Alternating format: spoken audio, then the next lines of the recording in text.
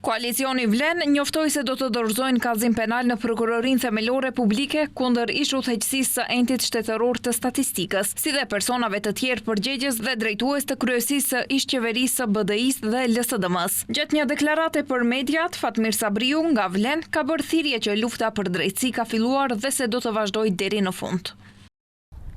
Arsyeja për këtë kallëzim penal është dyshimi serioz për marrëveshje politike dhe si pasojë e kësaj falsifikimin e rezultatit të regjistrimit të vitit 2021, me që rast dyshohet se është kryer vepër penale, keqpërdorim i pozitës dhe autorizimit zyrtar.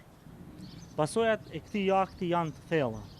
Numri i shqiptarëve të paraqitur në shumë fshatra dhe në banime dhe qytete është ulur në mënyrë drastike dhe të vetëdijshme. Me këtë, shqiptarët humbasin shumë të drejta personale dhe individuale të garantuara me kushtetut, siç janë përfaqësimi i drejtë dhe adekuat, punësimi, përfaqësimi politik dhe barazia gjyqësore.